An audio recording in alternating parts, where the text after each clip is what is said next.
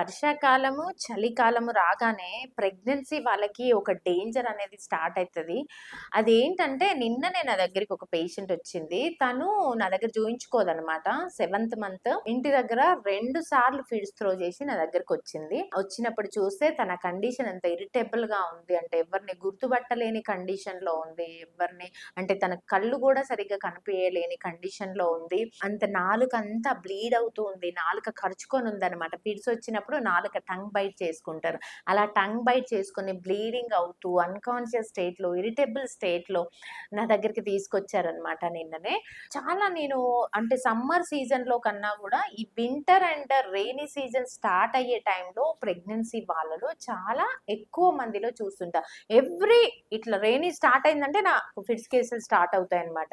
So, మా స్టాఫ్‌కి గూడా చెప్తా ఫిట్స్ కేసులు వచ్చే ఉండే రెడీ పెట్టుకోండి మెగ్నీషియం సల్ఫేట్ ఇంజెక్షన్స్ అవన్నీ కూడా అని. ఎందువల్ల అంటే చలికాలం, వర్షాకాలం రాగానే ప్రెగ్నెంట్ లేడీస్‌లో ఆ రక్తనాళాలు అనేవి చలికి దగ్గరికి అయిపోయే ఛాన్సెస్ ఉంటాయి. దానివల్ల బీపీ ఎక్కువైపోతది. సో, ఆల్రెడీ వాళ్ళ బాడీలో బీపీ ఎక్కువయ్యే ఒక గుణం ఉన్న వాళ్ళలో చలి, వర్షాకాలం స్టార్ట్ అవ్వంగానే ఇంకా బీపీ ఎక్కువవ్వడము, దానివల్ల బీపీ ఎక్కువైనప్పుడు మనకి ప్రెగ్నెన్సీ టైంలో ఫిడ్స్ వస్తూ ఉంటది. దాన్నే మనము ఎక్లాంప్షియా అంటాం.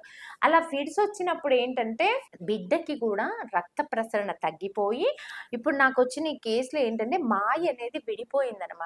మాయి తల్లి నుండి బిడ్డకి ఫిడ్స్ వచ్చినప్పుడు మాయి అంటే డెలివరీ తర్వాత విడిపోవాలి. బిడ్డ నుండి తల్లికి మధ్యలో ఉండే ఆ మాయి డెలివరీ తర్వాత విడిపోవాలి. అలాంటిది 7వ నెలలోనే గర్భంలో ఉన్నప్పుడే విడిపోయి హార్ట్ బీట్ తగ్గిపోయింది బేబీకి.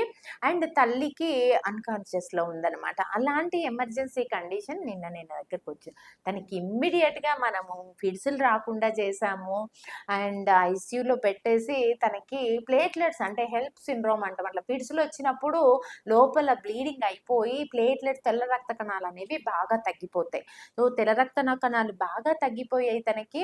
అండ్ బ్లీడింగ్ హెవీగా ఇంటర్నల్‌గా అయిపోయింది. అప్పుడు ఇమ్మీడియేట్‌గా మనం డెలివరీ చేసి తనకి 2 వైట్ సెల్స్, ఎఫ్ఎఫ్‌పీలు అండ్ 2 ప్యాక్డ్ సెల్ అంటే బ్లడ్‌లు పెట్టుకున్నాక తనిప్పుడు ఐసీయూలో ఉంది. తను క్రిటికల్ కండిషన్‌లోనే ఉంది. ఇంకా ప్లేట్లెట్స్ తగ్గిపోతున్నాయి.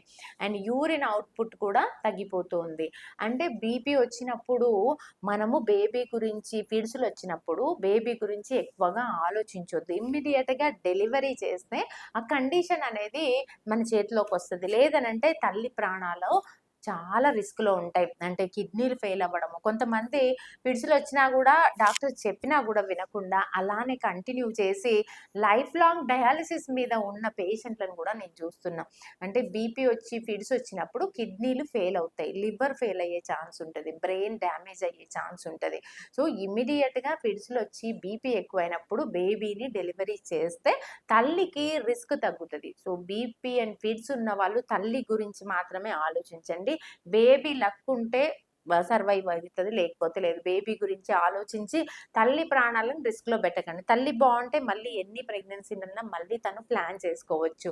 సో, ఇప్పుడు తల్లి కండిషన్ హెల్ప్ సిండ్రోమ్‌లోకెళ్ళి అంటే jaundice, liver failure, kidney failure, platelets తగ్గిపోవడం అండ్ మాయి విడిపోవడం ఎన్ని డేంజర్‌లు ఆ పేషెంట్‌కి జరిగిందనమాట. క్రిటికల్ కండిషన్ నుండి ఇప్పుడిప్పుడే తను మళ్ళీ రికవరీ అవుతుంది ఆఫ్టర్ డెలివరీ. కొంతమంది ఎంత చెప్పినా వినకుండా లేదు నాకు బేబీ ఇంపార్టెంటే, నా ప్రాణాల కన్నా నాకు బేబీ ఇంపార్టెంటే అనుకోని అలా కంటిన్యూ చేసిన కొందరు మదర్స్‌ని నేను చూసాను. ఆ మదర్స్ ఇంకా కంటిన్యూ చేసి చాలా చాలా లైఫ్ లాంగ్ బాధపడుతున్న మదర్స్‌ని నేను చూస్తున్నాను. సో, ఇంకెవ్వరు గూడా అలా డాక్టర్ చెప్పిన మాట వినండి. డాక్టర్ ఏది చెప్పినా మీ ఫ్యూచర్ ఆలోచించి, మీ గురించి ఆలోచించే చెప్తారు. కాబట్టి డాక్టర్ చెప్పినట్టు బీపీ వల్ల ఫిడ్స్ వచ్చిందన్నప్పుడు బేబీ గురించి ఆలోచించకుండా మదర్ హెల్త్ గురించి ఆలోచించి మదర్‌ని సేవ్ జేసుకోవాలి ఫస్ట్ మనం. మదర్ సేవ్ అయితే మళ్ళీ హెల్తీ ప్రెగ్నెన్సీ, మళ్ళీ బీపీ రాకుండా, మళ్ళీ ఫిడ్స్ రాకుండా మెడిసిన్స్ ఉంటాయి. ఆ మెడిసిన్స్ వాడుకుంటే మళ్ళీ ఫిడ్స్, బీపీ రాకుంటే ఇంకా ఎన్నైనా ప్రెగ్నెన్సీ తను ప్లాన్ చేసుకోగలదు. కాబట్టి ప్రెగ్నెన్సీలో ఫిడ్స్ వచ్చినప్పుడు ఖచ్చితంగా డాక్టర్ చెప్పినట్టుగా మనం వెళ్తే ఫ్యూచర్‌లో పెద్ద పెద్ద ప్రాబ్లమ్స్ నుండి తల్లి హెల్త్‌ని మనము కాపాడిన వాళ్ళము అవుతాం.